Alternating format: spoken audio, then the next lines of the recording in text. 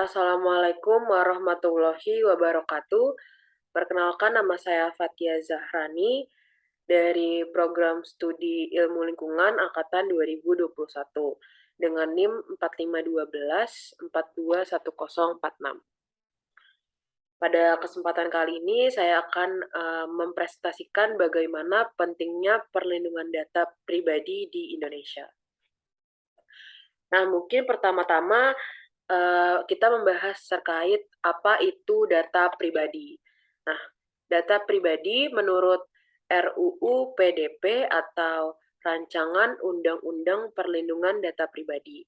Data pribadi didefinisikan sebagai data yang mencakup informasi tentang seseorang, baik yang teridentifikasi ataupun tidak teridentifikasi, secara tersendiri atau dikombinasikan dengan informasi lainnya.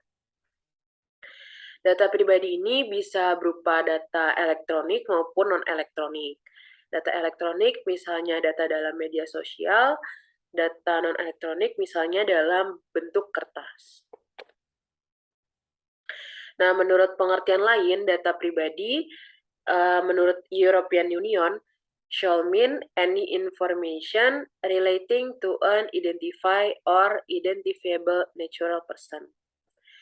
An identifiable person is one who can be identified directly or indirectly, in particular by reference to an identification number, or to one or more factors specific to his physical, physiological, mental, economic, cultural, or social identity. Nah, artinya data pribadi didefinisikan sebagai data yang mencakup terkait informasi seseorang ataupun informasi suatu subjek yang bisa diidentifikasi secara langsung maupun tidak langsung, terkait tentang bagaimana kondisi fisik, fisiologinya, mental, ekonomi, budaya, ataupun identitas sosial. Nah, sehingga perlindungan terhadap data pribadi bisa didefinisikan sebagai perlindungan terhadap data tentang seseorang atau tentang suatu subjek terkait dengan kondisi fisik, fisiologikal, mental, ekonomi, budaya, ataupun social identity.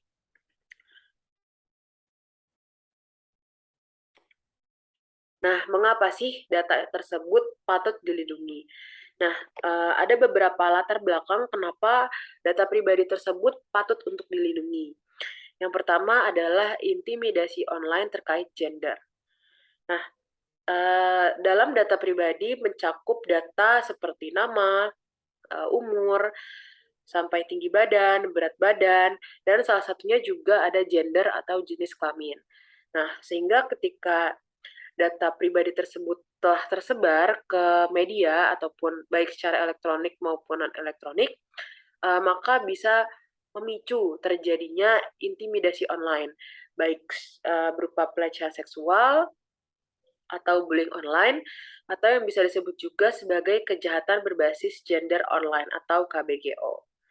Nah, oleh karena itu, ketika ada perlindungan terhadap data pribadi ini yang mencakup tentang gender, maka bisa menekan atau mencegah terjadinya pelecehan seksual atau bullying online.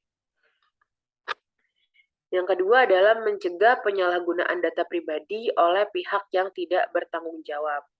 Nah, dalam data pribadi itu mencakup berbagai macam hal yang sangat spesifik, misalnya seperti umur, jenis kelamin, nama, alamat, dan lain-lainnya.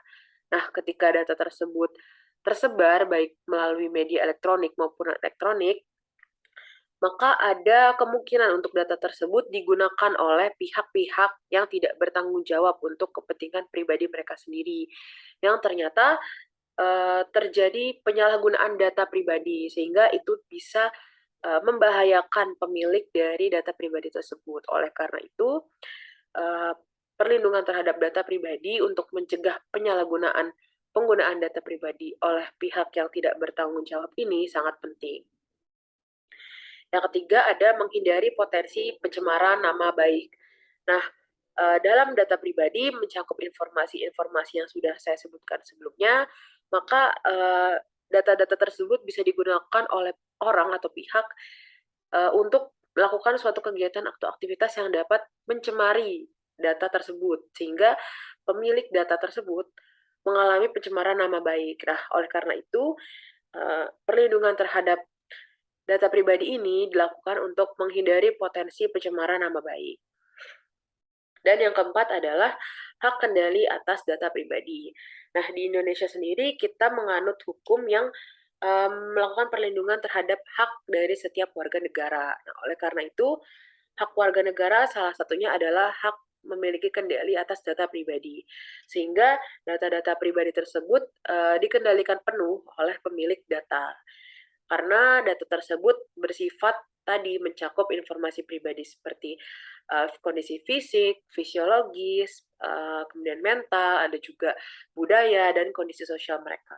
Sehingga para pemilik data memiliki kendali penuh bagaimana mereka akan menggunakan data tersebut.